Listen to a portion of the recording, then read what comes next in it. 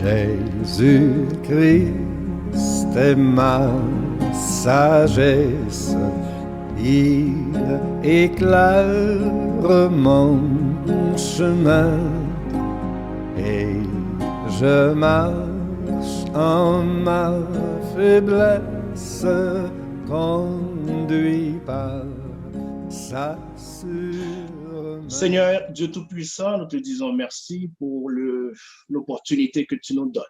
Merci pour la grâce de pouvoir être présent. Nous savons, Seigneur, en ce moment, des temps très difficiles, plus que jamais, nous avons besoin de toi. Nous avons besoin de toi pour nous orienter.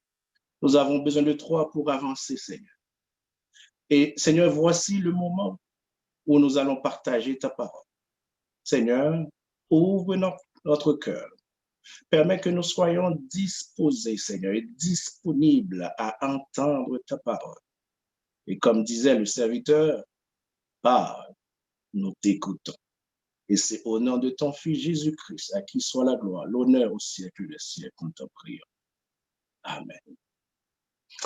Frères et sœurs, nous vivons dans un temps très important pour le chrétien qui est soucieux de son avenir spirituel.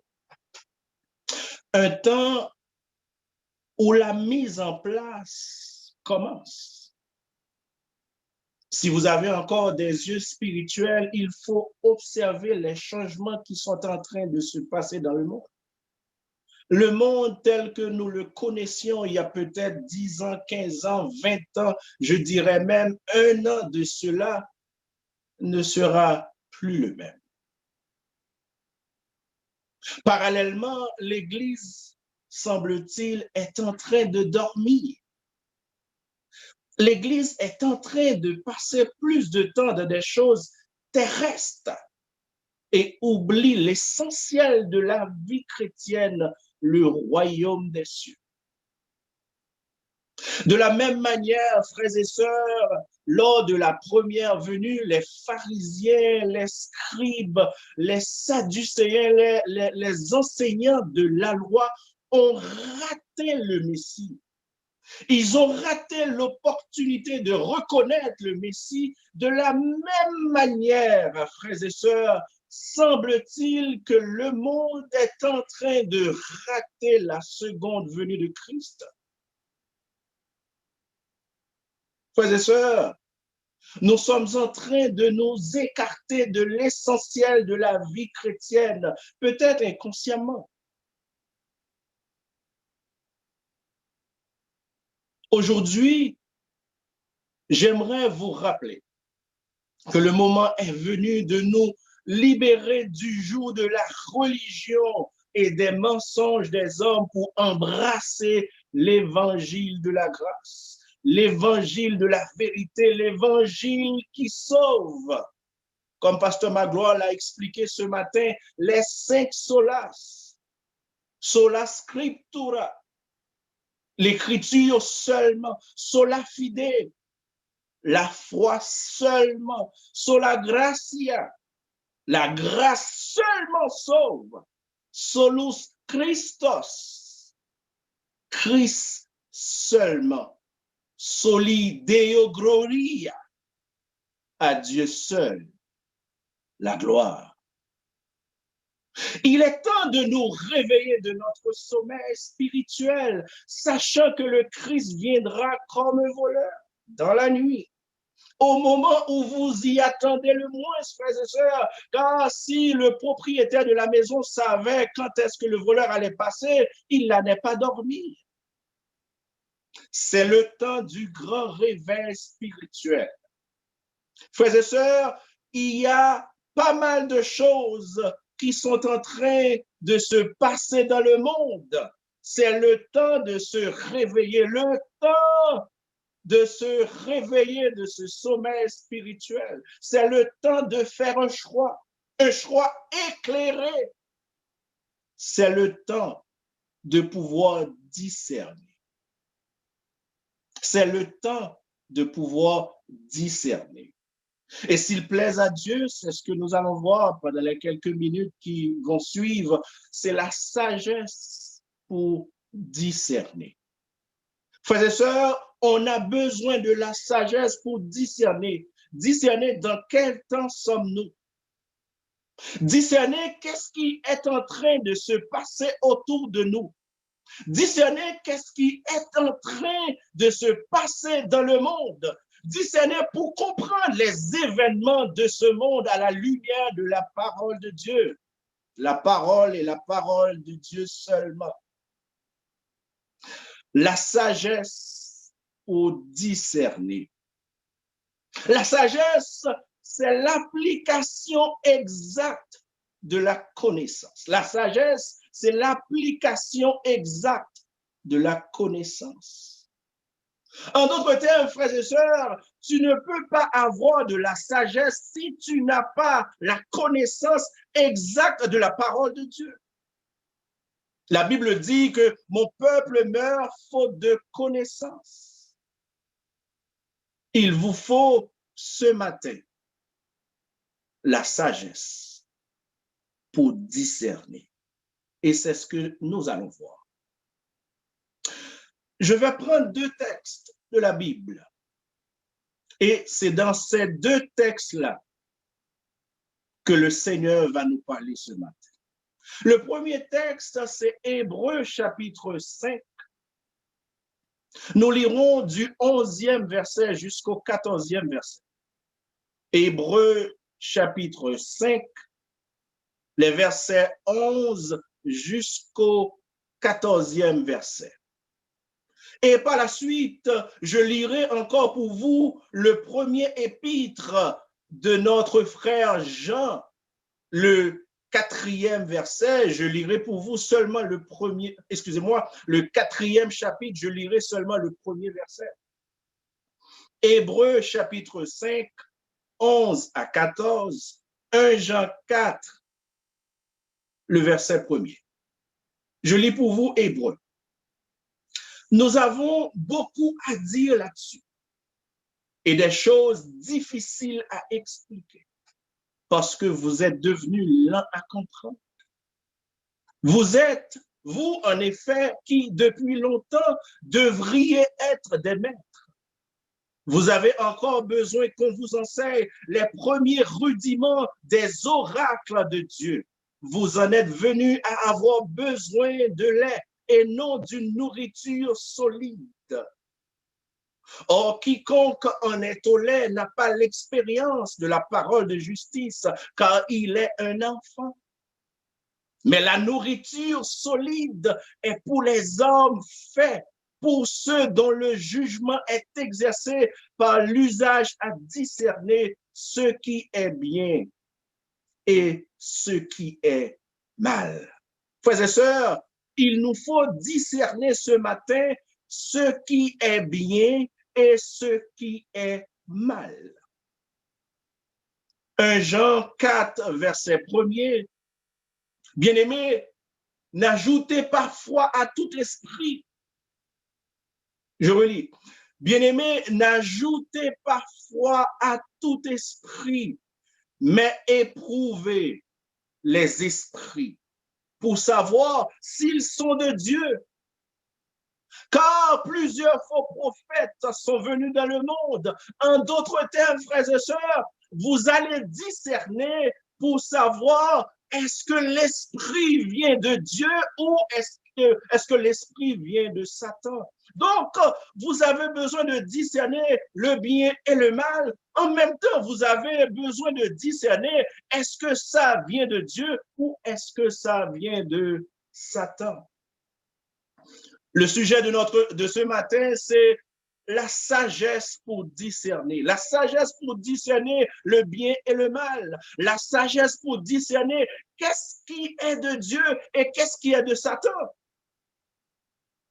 Vous avez besoin de la sagesse pour comprendre tout ça.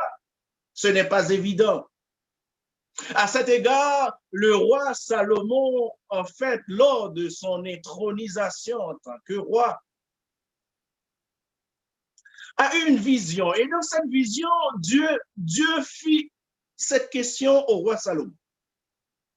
Demande ce que tu veux que je te donne. Demande ce que tu veux que je te donne. Imaginez-vous ce matin que dans votre conversation, vous rencontrez Dieu et Dieu vous fait cette question. Il vous dit, en fait, demandez ce que tu veux que je te donne. Imaginez, ne serait-ce qu'un instant ce matin, vous rencontrez Dieu et Dieu vous fait cette question, demandez ce que tu veux que je te donne. Si je t'ai posé, frère Thibault, question ce matin, demandez ce que tu veux que je te donne. Si je t'ai demandé, frère Aniel, question ce matin, demandez ce que tu veux que je te donne. Moi, combien de réponses, moi, t'as besoin le matin? Mais contrairement contre toute attente, regardez, frères et sœurs, observons la réponse du roi Salomon que nous trouvons dans 1 Roi 3, verset 9. Le roi répondit, accorde donc à ton serviteur un cœur intelligent pour juger ton peuple. Et il va continuer pour dire, pour discerner le bien et le mal. Contrairement à quelques-uns d'entre nous, Salomon a compris que le plus important de la vie, ce n'est pas la richesse. Le plus important de la vie, ce n'est même pas la santé, frères et sœurs. Ce n'est même pas avoir des enfants. Ce n'est même pas avoir une promotion ou un bon boulot. Ce n'est même pas avoir le pouvoir, etc. Mais le plus important dans la vie, c'est la capacité de discerner le bien et le mal. La capacité de discerner qu'est-ce qui est de Dieu et qu'est-ce qui est de Satan. La capacité de discerner la vérité et le mensonge, la capacité de choisir la vie et la mort. Frères et sœurs, si le discernement était évident, on n'aurait pas besoin de la sagesse pour discerner. On n'aurait pas besoin de la sagesse pour comprendre qu'est-ce qui est de Dieu, qu'est-ce qui est de Satan. On n'aurait pas besoin de la sagesse pour comprendre qu'est-ce qui est bien, qu'est-ce qui est mal.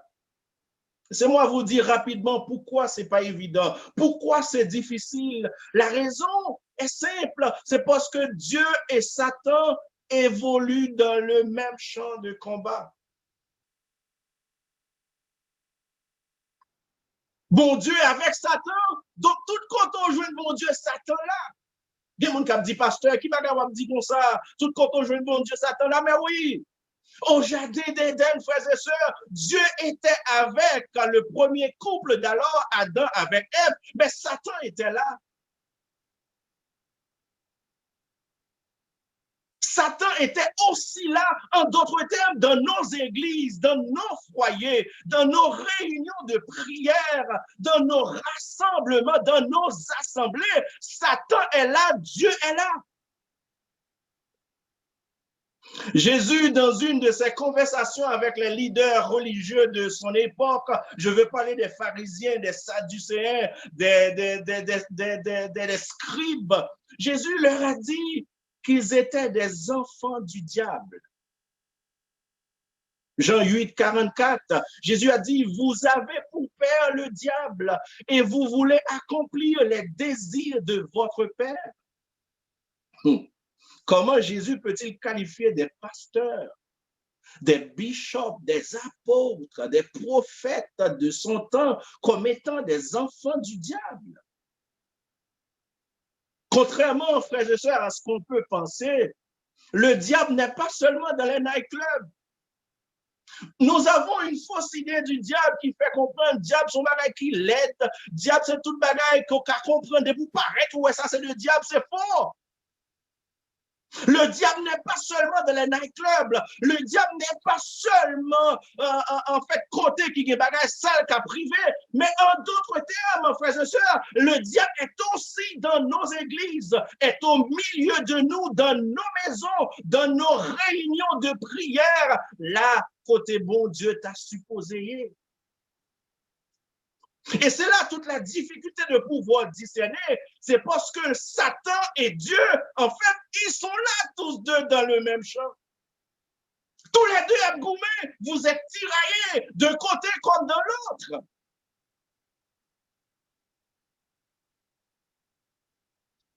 À cet égard, l'apôtre Paul déclare dans 2 Thessaloniciens chapitre 2, verset 4, l'adversaire qui s'élève au-dessus de tout ce qu'on appelle Dieu ou de tout ce qu'on adore, il va jusqu'à s'asseoir dans le temple de Dieu, se proclamant lui-même Dieu.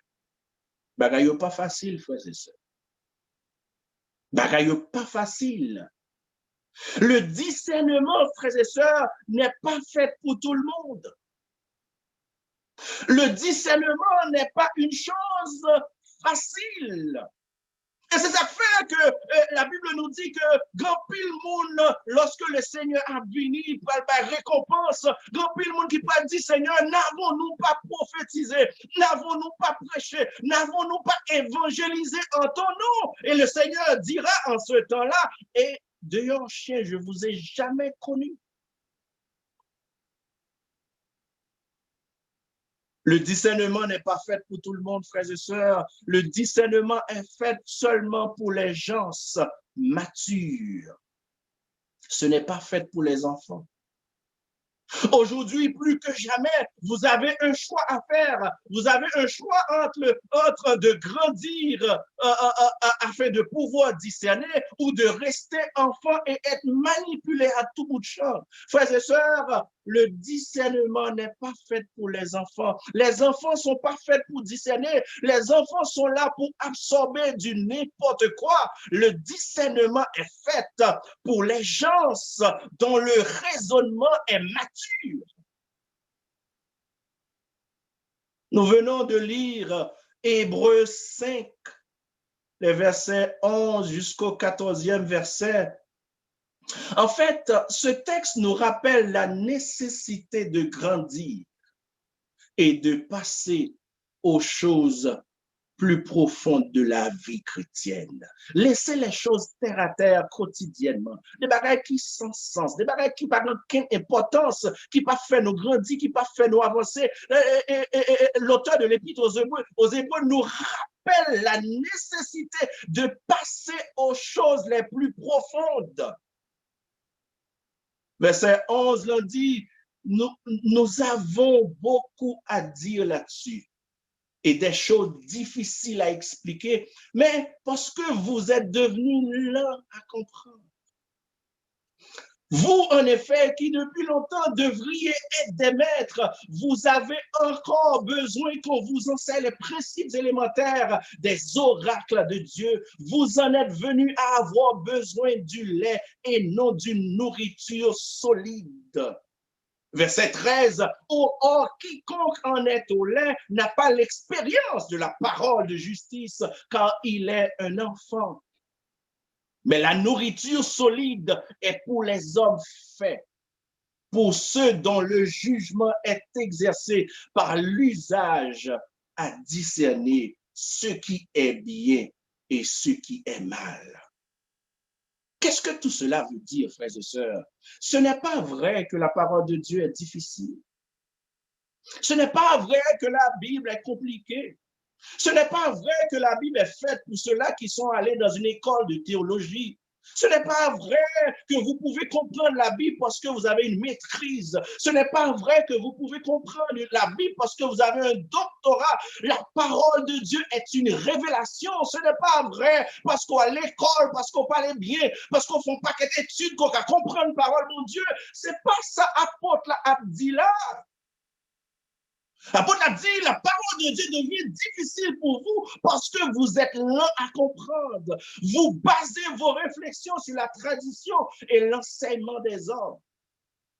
Mon cap dit, oui, moi, c'est Baptiste. Moi, c'est Pentecôtiste. C'est comme ça pour me venir à l'église. C'est comme ça pour m'habiller. Faut me faire ça, faut me faire X, faut me faire Y, faut m'arrêter tête, faut m'habiller tout de blanc, les ballons jeunes. Frères et sœurs, vous êtes là à comprendre l'essentiel de la vie chrétienne.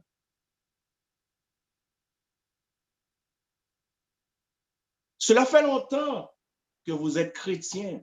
Vous devriez être des maîtres maintenant. En fait, Ça fait tellement longtemps qu'on a accepté Christ, ça fait longtemps qu'on a chant de Dieu, ça fait longtemps qu'on travaille mon Dieu, ça fait longtemps qu'on a titre en bas qu'on est, ça fait longtemps qu'on a fait mission, ça fait longtemps qu'on a fait évangélisation. À ce stade-là, frères et sœurs, il y a des bagages terre à terre, faut à supposer comprendre pour passer à autre chose. Mais à cause de votre incapacité, à cause que vous êtes encore un enfant, vous vous laissez manipuler par Satan, vous vous laissez manipuler par l'ennemi, vous n'avez pas grandi. Vous n'avez pas avancé, frères et sœurs, vous êtes encore à la case de départ, vous êtes encore des enfants. L'auteur ici de l'Épître aux Hébreux contraste deux réalités dans nos églises. Deux réalités dans nos églises, frères et sœurs. La réalité de ceux-là qui sont des chrétiens enfants et aussi la réalité de ceux-là qui sont des chrétiens adultes, des chrétiens matures, des chrétiens qui sont capables de discerner et de faire un choix éclairé. L'apôtre dit que lorsqu'on est enfant, on est lent à comprendre. Lorsqu'on est enfant, on n'arrive pas à comprendre les choses profondes de Dieu. Lorsqu'on est enfant, on aime les choses faciles, les choses qui sont sucrées. Gon évangéliste qui est l'évangile bonbon. Mais pas la nourriture solide. Frères et sœurs, on ne peut pas grandir si chaque matin c'est bonbon balé. On ne peut pas aller aucun côté si celle sont balé comme nourriture, c'est des bagages sucrés. Il ne peut pas aller aucun côté. Apôtre Paul va écrire à son fils dans la foi, le pasteur Timothée, dans 2 Timothée 4, 3 à 5, 3 à 5, apôtre Paul dit Timothée, il y a un bagage extrêmement important. Et il m'a prêté attention à ça. 2 Timothée 4, 3 à 5. Apôtre Paul dit ceci. Car il viendra un temps où les hommes ne supporteront pas la saine doctrine, mais ayant la démangeaison d'entendre des choses agréables, ils se donneront une foule de docteurs selon leur propre désir, détourneront l'oreille de la vérité et se tourneront vers des fables. Frères et sœurs, c'est dommage qu'actuellement dans nos églises, tout ce qu'on écoute, c'est des fables. Rien en profondeur. C'est des choses en surface. C'est l'évangile qui pour faire plaisir, pour dire oui, bon Dieu pour le bénir, pour dire oui, bon Dieu pour le guérir, pour dire oui, bon Dieu pour le délivrer, pour dire oui, sous faire ça ou joindre ça. C'est des choses qui n'ont aucun rapport à la vérité de la parole de Dieu. Bon Dieu, pas un Dieu de deal, sous fait ça, ou besoin de ça, sous fait ça, ou fait ça, sous fait 8 jours jeune, ou besoin de ça. Ça n'a rien à voir avec l'évangile de Dieu. C'est l'évangile bonbon qui peut faire marcher. Frères et sœurs, mais c'est dommage. Et ceux-là qui sont touchés par la COVID-19, n'ont-ils pas prié? Ceux-là qui ont leur famille, qui sont décédés par la COVID-19, sont-ils pas encore des enfants de Dieu? Pourquoi cela leur arrive, frères et sœurs? Réveillez-vous. On paquette l'évangile bonbon. On est encore des enfants. Des enfants. Et c'est dommage, frères et sœurs, c'est dommage parce que vous ne vous donnez pas la peine de comprendre la parole de Dieu en profondeur. L'auteur continue pour dire, lorsqu'on est enfant, on n'a pas l'expérience de la parole. On dit, tout soit dit, quoi? Innocent. L'innocent. Tout gens viré parole là ou fait parole là, en fait, ajuster à ça le besoin, attendez le comprendre, d'accord. Apôtre Paul dit à ses enfants dans la foi, dans 1 Corinthiens 3, je lirai pour vous les 3 premiers versets. Pour moi, frère, ce n'est pas à des hommes spirituels que j'ai pu vous parler, mais comme à des hommes charnels, comme à des enfants en Christ. Je vous ai donné du lait, non de la nourriture solide, car vous ne pouviez pas la supporter. Et ne le pouvez pas même à présent, parce que vous êtes encore charnel. En effet, puisqu'il y a parmi vous de la jalousie et des disputes, n'êtes-vous pas charnel et ne marchez-vous pas selon l'homme? Il y a encore de la jalousie, de l'égoïsme, de l'égocentrisme dans nos églises, dans nos maisons, dans nos foyers chrétiens. Paul est en train de nous dire que nous regardons la parole de Dieu d'un point de vue terrestre, charnel. C'est dommage que je n'ai pas le temps, ce n'est pas une étude que je suis en train de faire, mais charnel, contrairement à ça, on a pensé, charnel, Pavel dit, monsieur marié qui est l'autre fille, jeune fille qui a une relation sexuelle parce que pour marier, ça n'a rien à voir avec charnel, frères et sœurs. Ça n'a rien à voir. En fait, vous détournez la parole de Dieu pour que tout bagage a bon sens pour vous, mais ça n'a rien à voir. Charnel veut dire tout simplement, c'est prendre parole, mon Dieu, et interpréter de manière terrestre, avec des yeux humains. Ou prendre tout bagage, mon Dieu, ou ramener avec bagage sous la terre. Ou interpréter la façon pour faire les hommes plaisir. C'est ce que ça veut dire, charnel, frères et sœurs. Et c'est ce qui fait que Jésus-Christ a des problèmes avec pharisiens, avec sadducéens. C'est pas parce que les gens pas de parole là, mais les gens te prennent parole là, ils ont interprété à la lumière de toute bagaille qui a rapport avec la terre. Ils n'ont pas comprendre que c'était des choses spirituelles. Ils prennent toute bagaille, ils ont ramené à des choses terrestres. C'est ce que ça veut dire, charnel, frères et sœurs. Vous êtes charnel parce que votre focus n'est pas le ciel. Vous êtes charnel parce que tout ce qui vous intéresse, c'est sur la terre, c'est sur les biens matériels, c'est ça, ça veut dire charnel.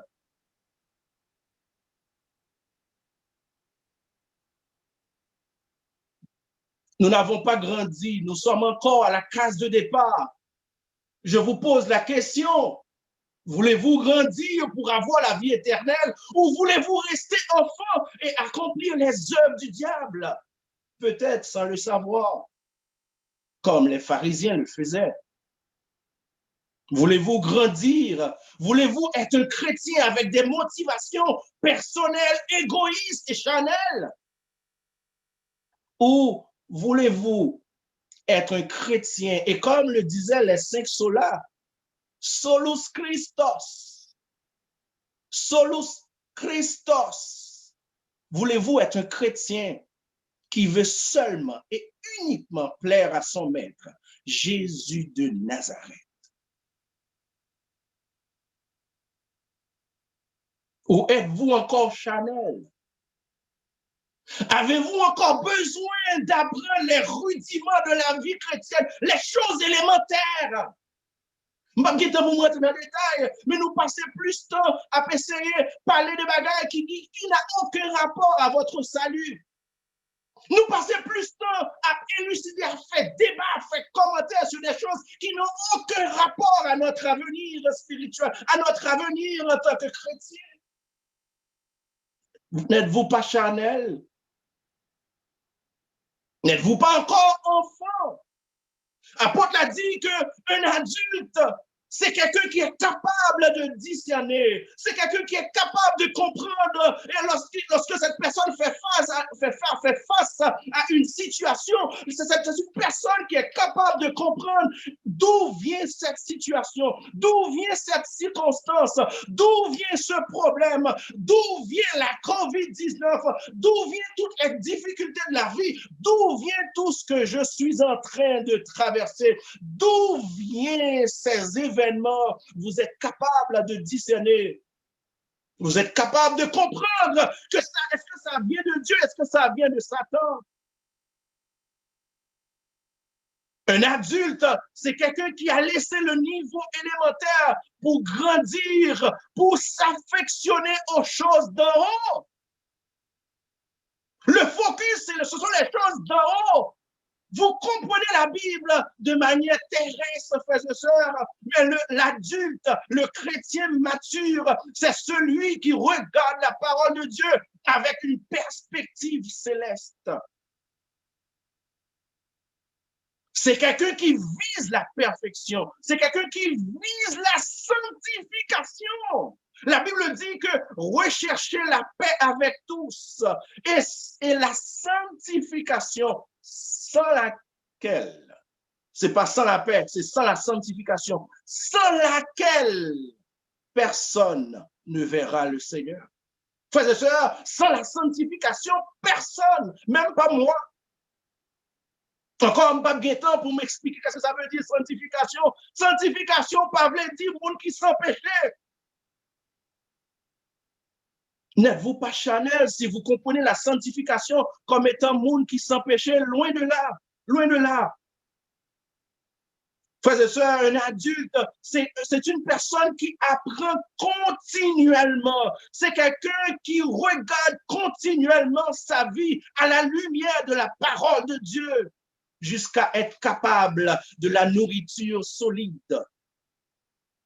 Frères et sœurs, que l'on veuille ou non, nous sommes dans un combat spirituel où la neutralité n'a pas sa place.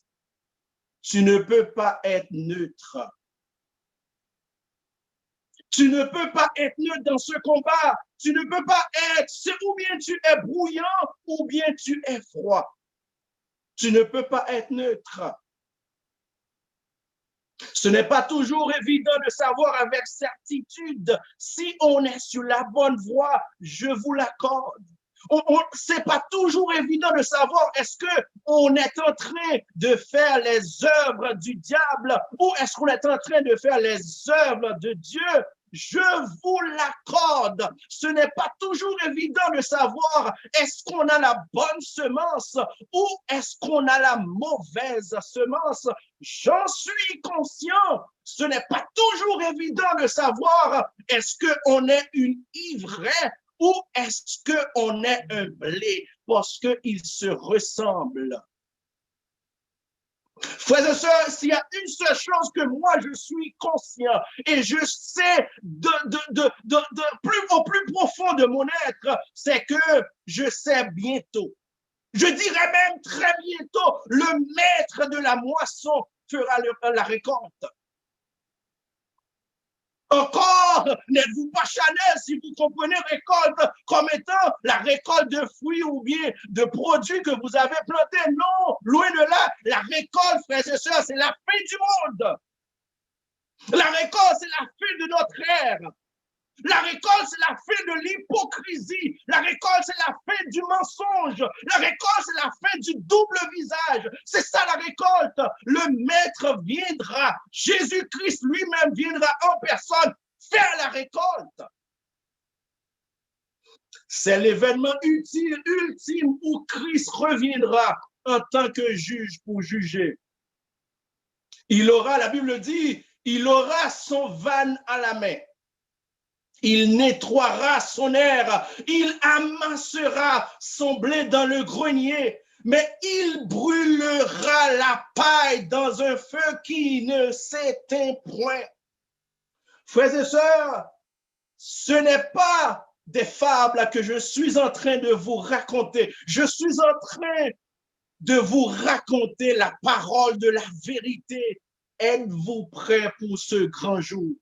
Êtes-vous prêts? Pouvez-vous discerner au moment où je vous parle dans quel camp que vous êtes? Pouvez-vous discerner dans quel camp que vous êtes au moment même, à l'instant même où je vous parle? Le monde essaye de discerner à travers des miracles, à travers des signes, à travers des prodiges, à travers ce que font les hommes pour dire oui, ça vient de Dieu ou oui, ça vient de Satan. Frères et sœurs, j'ai une mauvaise nouvelle pour vous. Satan aussi fait toutes ces choses. Et conséquemment, ce n'est pas la bonne manière de déterminer qu'est-ce qui est de Dieu ou de Satan. Pour déterminer qu'est-ce qui est de Dieu ou de Satan, il vous faudra, comme disait Pasteur Magloire ce matin, il vous faudra la capacité de tester la parole. La capacité de tester la parole, parce que Satan a bien parole là, tout, bon Dieu a bien parole là, c'est la même parole. C'est même Bible là, oui, monde qui pour Satan utiliser. C'est même Bible là, monde qui maçon loge là utiliser. C'est même Bible là, monde qui bon chrétien utiliser. Frères et sœurs, ce n'est pas évident. Il vous faut la connaissance de la vérité, la connaissance de la vérité, car la parole de Dieu contient l'Esprit de Dieu. Et pour ainsi dire, comme le pasteur l'a dit ce matin dans son étude, la parole de Dieu, c'est la vérité. La parole de Dieu ne ment jamais. M'pas temps pour m'expliquer tout bagage ça yo, m'pas temps pour m'expliquer comment capable comprendre lorsqu'on moun pas vini sous parole mon Dieu tout bon et comment on capable comprendre lorsqu'on moun vini avec vraiment parole mon Dieu, m'pas temps. Mes frères et sœurs, laissez-moi vous poser cette question ce matin qui pourra peut-être vous aider à vous positionner quant à quelqu'un que vous êtes. Comment est-ce que vous voyez la parole de Dieu? Est-ce que vous voyez, est-ce que vous comprenez la parole de Dieu dans une perspective terrestre? Ou est-ce que vous voyez, ou est-ce que vous regardez la parole de Dieu dans une perspective céleste? Pasteur a dit quantité de fois que nèg yo bay verset, nèg yo raconté verset pendant Covid là, des millions et des millions de fois. Je dis, je parle avec un monde, il dit que il y a deux sommes qui sont plus populaires dans la Bible. Il y a Somme 91, il y a Somme 118. C'est lui-même qui est plus populaire. Celui qui demeure sous l'abri du Très-Haut repose à l'ombre du Tout-Puissant. Alléluia. Le Somme 118, verset 17, qui dit, je ne mourrai pas, je vivrai et je raconterai les... Frères et sœurs, vous êtes en train de vous mentir par la peur. Vous êtes en train de vous mentir, vous blessez les gens. Si seulement vous ne voulez mourir, et mon bon Dieu prend, et mon bon Dieu quitte mourir, et même ma petite bon Dieu, petite question. Frères et sœurs, vous êtes en train de faire l'œuvre du diable sans le savoir. Ressaisissez-vous. Je vais terminer. La vigilance ou le discernement sont de mise si on ne veut pas rater les noces. Tout comme les 5 vierges folles de Matthieu 25. Ils avaient bien commencé, mais ils se sont endormis par la suite. Ce matin, êtes-vous endormis? Êtes-vous confus? Il faut parvenir à la maturité si on ne veut pas rater la course de la vocation céleste. À juste titre, apôtre Paul a dit à Timothée dans 2 Timothée 4, 6, 8, je lis pour vous. Car pour moi, je sers déjà de libation et le moment de mon départ approche. J'ai combattu le bon combat, j'ai achevé la course, j'ai gardé la foi. Désormais, la couronne de justice m'est réservée. Le Seigneur, le juste juge, c'est celui qui va juger, le juste juge me le donnera dans ce jour-là, et non seulement à moi, mais encore à tous ceux, à vous et moi, qui auront aimé son avènement. Frères et sœurs, attendez-vous l'avènement du Seigneur ou attendez-vous un miracle? Priez-vous pour que son royaume vienne ou priez-vous pour autre chose? Êtes-vous prêts?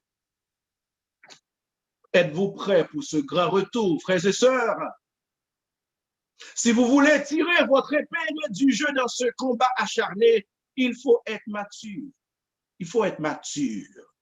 Et conséquemment, avoir la capacité de discerner le bien et le mal. Avoir la capacité de discerner qu'est-ce qui est de Satan, qu'est-ce qui est de Dieu. Tâchons, frères et sœurs, de considérer toutes choses dans une perspective céleste. C'est dans le ciel, nous allons nous pas venir faire mettre la terre.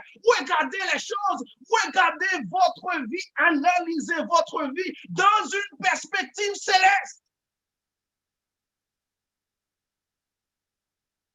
Nous devons, frères et sœurs, avec humilité, nous soumettre dans une introspection spirituelle afin de déterminer si on est sur la bonne voie. Frères et sœurs, soyez humbles. Moi, je le fais à chaque matin.